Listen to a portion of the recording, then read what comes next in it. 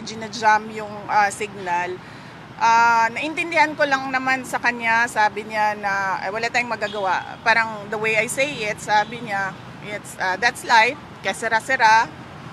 But then I told him na some instructions on what to say and what to do. Pero sa totoo lang, dapat hindi talaga yan umalis ng bansa si former President Rodrigo Duterte. Pag umalis po, susunod po ba kayo? Yes, meron na pong arrangements kasi kailangan ko kausapin yung mga abogado doon kung saan man siya dalhin. Pupunta kami, ako, at pupunta yung mga abogado and doon kami mag-uusap kung ano yung mga gagawin. Tingin niyo ba tama yung naging proseso sa warrant of arrest? Ay hindi talaga. Kasi nakalagay sa rules ng ICC, the defendant should be taken to a court, a local court. Dapat dinala siya sa korte. At yung proseso natin dito sa loob, yun yung masusunod para sa pag-implement ng warrant. What were your instructions to the former president? What were your instructions to your father? About legal matters lang, no. So sinabihan ko siya na kung ano yung sasabihin at gagawin for his lawyer. Pipi, ano pong plano niyo? Bakit po kayo nagpunta dito? Gusto niyo po ba sana makausap din si Father?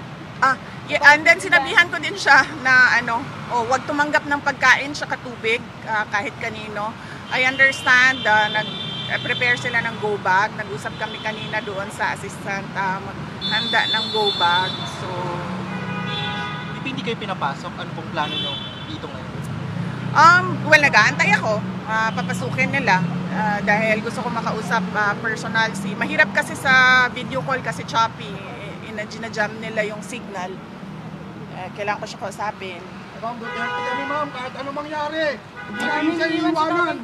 Ano pong sabi sa Maraming salamat. Bibi, Sara, sabi ni Attorney Raul Lambino, nagrant na daw yung TRO. Any update po dito? Wala po akong update sa temporary restraining order ng Supreme Court. But as I said, lahat ng mga tao dyan sa loob ng base at dyan sa airport, kung Pilipino ka, hindi ka papayag na ginagawa ito. Were you surprised, maybe? Pipi, tumanggi daw po si... Were you surprised by this scenario, or is it something that you expected? The moment that I was still in the cabinet when this was mentioned, and the moment that I talked to the Justice Secretary, and then I noticed that he had very vague answers. We already started to prepare, but I have a different set of lawyers than President Duterte, so we have a book about what to do. And all the research materials about ICC. So that is what we did, and then we shared our drafted petition. We had two for me. We shared it with the team of PRR. VP, I know this may be a sensitive question, but have you reached out to the President itself regarding the matter? No. Why not? Because the way that they are doing it right now, there's no talking to the president.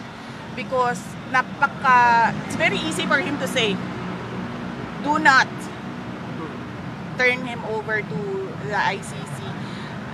You can detain him here, wherever in the Philippines, but do not send him wherever the ICC says. You have a message to BBM. If ever na madala ngayon sa Dahig si dating Pangulong Marcos, kailan po balak Ay, siya, padala mo doon. Oh, sorry. Dating Pangulo na siya. Yes. Very soon.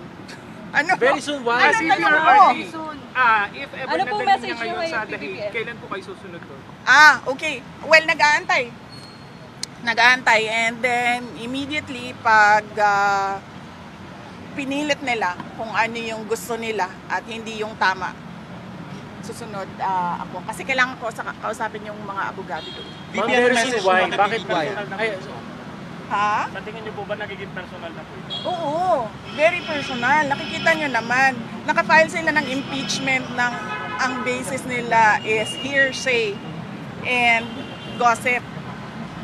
So, it's very personal. At sabi nga, ng lahat ng kumukwestiyon sa ginagawa ng administrasyon ngayon, this is a diversion from the failures to deliver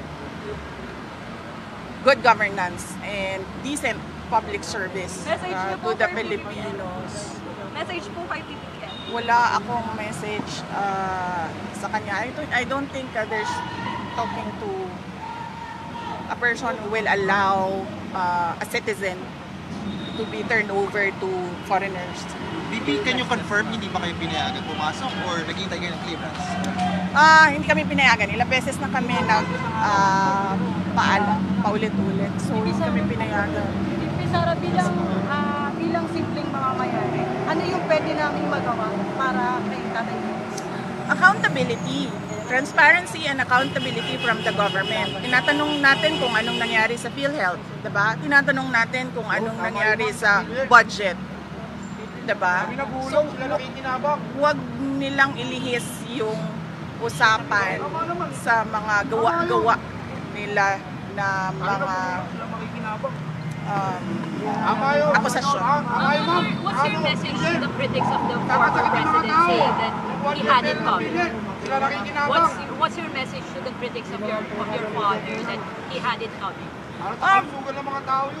There is no legal basis at all to turn over or to endorse the president, the former president, to ICC.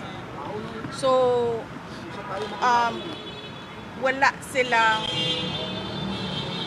kung para sila sa justice at sa batas, walang batas dito eh. So, nasaan sila? So, does that mean na parang he had it coming even if hindi sumusunod sa batas? Kaya nga sabi ko kanina, diba? Sabi ko, gagawin nila kung anong gusto nila kahit hindi tama. Gagawin nila kung anong gusto nila kahit mali. Ma'am, tumanggi na po yung DFA. Sabi ng DFA, hindi sila nakikipag-usap sa ICC. At, pero may info, ma'am, na ang nasa likod daw po ito is si former Senator Trillanes. Well, siya yung nag-file. Diba? Siya yung nag-file ng complaints and siya naman yung nagbibigay ng updates about sa ICC. Lagi naman tayo yung ina-update ni Trillanes sa mga nangyayari sa ICC. So, yes, of course, siya din ang nasa likod nito. Ma'am, next move lang, sorry ha. Kasi crucial itong gabing ito, pag hindi may labas yung PRO, anong next move nyo? Hindi ko alam. Hawakan ko ba yung gulong ng airplane na yan? So, i-stop mo. How are you feeling, ma'am? Yes. Sinasabi ko lang sa inyong lahat, kung Pilipino kayo, huwag kayo pumayag na ang isang Pilipino ibigay sa mga dayuhan, lalong-lalo na pag labas na sa batas yun.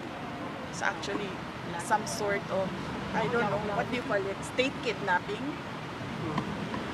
Parang ganyan na yung nangyayari. And all because,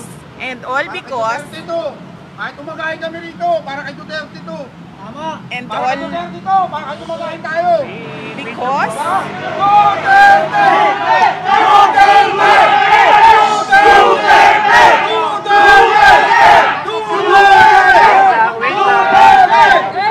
Wait lang ha. Patapusin si Vice President. Go, Vice. Go, Vice. kalimutan. Wait, Kahit mamumagahin kami rito. Sa PRO, ma'am. Kalimutan. Sa state kidnapping. State kidnapping ka na lang. Yes. And all because mukhang matatalo sila sa midterm elections. Dahil ang lakas ng vote rate sa 9 candidates ng PDP laban. At mag-ingat kayo ha. I warned you about the budget.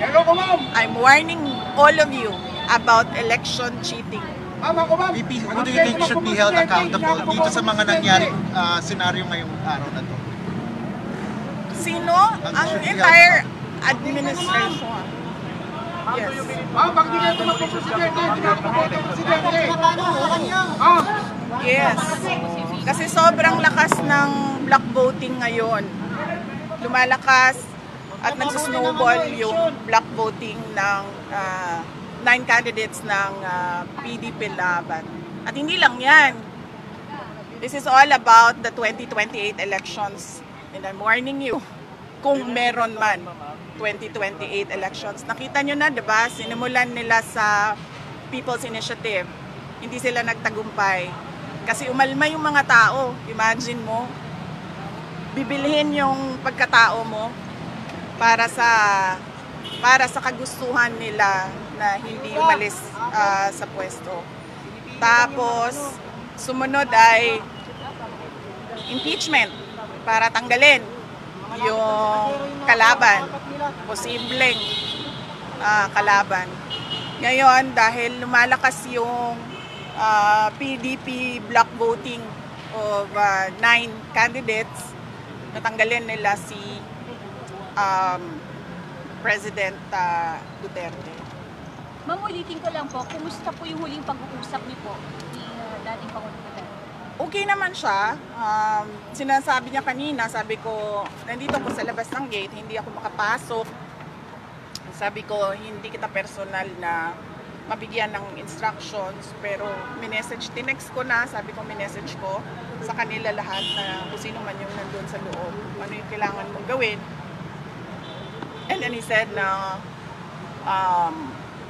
huwag ka na magantay dyan, na umuwi ka na. So, hindi ko rin naman magawa na iwanan ng ating dating Pangulo. Hindi dahil tatay ko siya, pero dahil hindi ko matanggap na nagiging doormat tayo ng mga dayuhan. I mean, ganito lang tayo, mga maliliit na mga tao kung ikumpara mo sa ibang bansa. Pero, alam mo yun, dapat may pride tayo ba? Dapat tayo kampi-kampi Pilipino. Ma'am, how is he taking this? Magkaisa tayo. Nagkausap kami kagabi.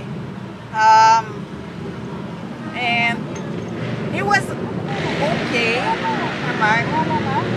Sabi niya lagi, idaan lang sa legal. Idaan lang sa legal. Yun ang sabi niya. Kaya yung discussions din namin, legal na. Kumusta yung kalusugan niya? Kumusta yung kalusugan niya? Anong napag-usapan about this? Oh, yan ang hindi ko alam kasi kung ano yung kanyang mga gamot, ano yung kanyang mga health conditions.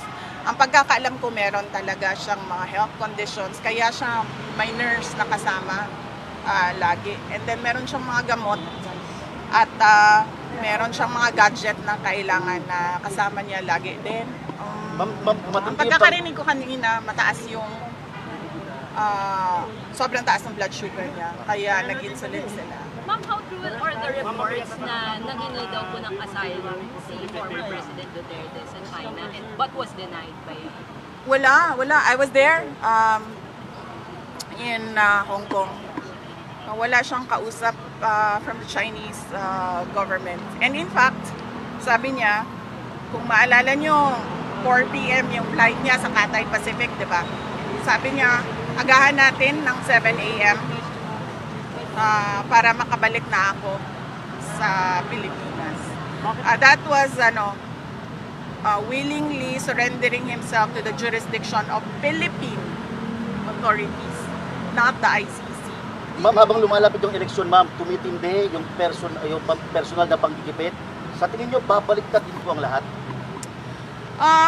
Kaya nga sinasabi ko kanina, sir, nandyan yung tao. I mean, tagalin man nila si former President Duterte sa equations at midterm elections, nandyan yung taong bayan at lumalakas yung block voting ng PDP 9 candidates. Pero sinasabi ko sa inyo kanina, mag-ingat kayo sa election cheating. Matindi ito. Since wala na po yung since tapos na po yung alliance niyo with President Marcos, may we know kung meron bang discussion before during the campaign tungkol dito sa ganitong issue na to, kung you ask President Marcos, meron bang promise or may not go during the first About the ICC? President? Yes. No, we did not discuss anything about the Were there ICC. discussions before this? No, with President Marcos, no. There were no discussions with President Marcos except that I wrote him a letter and then he replied regarding the ICC and that there will be no cooperation with the ICC and we will release that letter. How are you Ma'am, feeling bukod now? kay How are Yes you Miguel Diaz, sino ba kasama niyo sa sa plane? Ako hindi ko alam. Sorry. Alam ko lang yung mga hindi nakasama sa plane, yung nasa labas. Kasama si Kitty. Hindi nakasama. Nandoon si Kitty sa labas. Yes. And Common Law, kayo nasa labas. Yes, si Hanilet na nandoon din sa labas. So sino po yung tatlo ma'am nakasama? I'm okay. Ano lang ako, kulang sa tulog dahil nagbiyahe kami kanina. Pero kumain ako kanina, huwag kayo mag-alala. Pero as Hindi Vice President, iinit ang ulo ko. as Vice President, hindi ka pinapayagan makabas. So parang kung nagagawa yung you're supposed to have power here. Wala tayong magawa eh. Kung susunod sila sa yung Philippine National Police, kung susunod sila sa illegal na mga orders, wala tayong magagawa. Yun yung desisyon ng Philippine National Police. Mag-implement sila ng illegal orders. That's what they did with Yusek Zulaika Lopez. So it's not surprising that it is happening now. Ma'am, may mga balita na kayo daw po, itinadawit po kayo dito po sa issue ng ICC. Sabihin niyo ma'am, baka kayo na po ang next na president after this. Oo, sinabihan ako ng nanay ko. Sabi niya, mag-ingat ka dahil ikaw ang susunod. Handa na ma'am. Anong handa? Kung maghahanda na Pumasok harapin, doon handa na sa- para malampasan, mapagtagumpayan. Iniisip ko lang ang gastos sa abogado eh. Magastos kasi ang mga abogado. So yan lang naman yung concern natin sa ngayon. But so far, napaghandaan din naman yung gastos para sa mga abogado. Okay lang. Yes, my mother warned me about me as the next target for the ICC. Ma'am, ba't di pala kayo magkasabay umuwi ng Pangulo? Para pinapalayo ka ba yan sa circle na kumbaga huwag ka na idamay ng pamumulitin? Hindi. Kasi kami, kung napapansin nyo, kahit dati, hindi kami nagsasabay sa airplane. Silang mag-asawa or kaming mag-ama, hindi kami nagsasabay sa airplane. Kasi pag nahulog yung airplane, mauubos kami lahat. Kaya never kaming nagsasabay sa mga airplanes. Kaya hindi rin ako makapagsabi sa loob na sasama ako sa airplane na yan. Ma'am, ito pong private plane, ito pong chartered plane na pinagsakyan po kay PRRD. Pag-aari daw po ito ng isang congressman na si Congressman Zaldico. Tama po ba? Hindi ko alam kung sino ang may-ari nung airplane. Pero nung nakita ko na sinasabi nila na galing sa Pilipinas lang yung airplane, nakikita na natin na hindi, ibig ko sabihin, ginagawa nila talaga. Ma'am, may labag po ba dito ma'am sa paggamit ng private plane? Yan ang hindi ko alam. I have to talk to ICC lawyers. Sa ngayon, ang alam lang namin is dapat siya dinala sa local authorities, local court. Ma'am, nag-update po ba sa inyo sila Atty. Torion at Atty. Vic Rodriguez tungkol po sa certiorari petition? Hindi. Hindi ko pa nakausap si Atty. Vic Rodriguez at si Atty. Torion. So, ang nakakausap ko si Atty. Martin Delgra ang nakakausap ko and si Atty. Harry Roque. Ma'am, pag naisakay po ba si former President Duterte papuntang Netherlands, do you now consider to run for 2028 presidency? Hindi pa yan yung iniisip natin ngayon. Ang iniisip natin ngayon, unang-una, hindi dapat makaalis si President Duterte dito sa Pilipinas. At pangalawa, kung pipilitin man ng gobyerno na ipadala sa Hague si former President Rodrigo Duterte, paano natin siya mapabalik sa Pilipinas. Yan lang muna yung asikasuhin natin sa ngayon. And of course, yung pangangampanya ng 9 candidates ng PDP Laban. Ma'am, sabi nila ma'am, may sinabi si Attorney Trixie Angeles, ngayon lang po ma'am, after po na maisakay sa chartered Lear jet si PRRD, ang sabi niya po, kapag pumalis itong eroplanong to, mananawagan tayo ng people power. Ano po reaction ma'am? Hindi ko kasi nabasa or narinig yung kanyang statement, so hindi ako makakomment sa kung anong nasabi ni Attorney Trixie. Pero sinusuportahan din po ito ma'am? Hindi ko iyan, hindi iyan ang concern ko ngayon. Ang concern natin lahat ngayon ay paano mapanatili dito sa Pilipinas si President Rodrigo Duterte. So tulungan ninyong ng taong bayan, tulungan ninyo kami mag-isip kung paano natin yan magawa na hindi siya umalis dito sa Pilipinas. Bibi, sabi po ni Attorney Delgra, huling-hiling daw po niya ng follow niyo po, nakita kayo, makausap kayo, pero hindi pinagbigyan. How do you feel? Well, hindi na nakakagulat yung ganyan na klase na panggigipit sa kanila. Parang, I was born in 1978, no? So hindi ko na wala pa akong, masyado pa akong bata para maalala ko.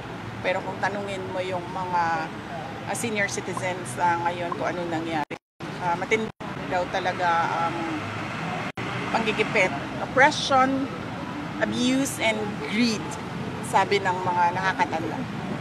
Pero ma'am, kumpiyansa kayo na hindi makakalipad ang eroplano? Wala akong confidence sa kahit ano ngayon, sir, kasi nakikita nga natin kahit ang ating public health, sumusunod sila sa mga illegal orders. So, kahit kita nyo naman yung pag-file ng impeachment kahit walang basehan. Diba? Okay? Final words. Final words! Duterte! Mamaya na po. Mamaya na. Duterte! Duterte! Duterte! Ang final words natin, huwag tayo malihis sa totoong problema ng bayan. Ang totoong problema ay ang presyo. Ang mahal na presyo ng bilihin, ang kahirapan ng ating mga tao, ang korupsyon sa ating budget, ang kawalan ng development projects, ang nangyari sa PhilHealth, ang nangyari sa ngayon na tila ba we are stagnant, hindi tayo umuurong forward. Nandito lang tayo nakatayo at walang nangyayari sa bayan, walang nangyayari tungkol sa kahirapan. Yan yung totoong problema ng bayan. Hindi yung ICC, hindi yung impeachment. Ma'am, pahabol, nakausap niyo po si President, si PBBM, ma'am? Wala. Hindi kami nagkausap ni President Marcos. There's no talking to someone who does not follow on with his promises. Thank you. Thank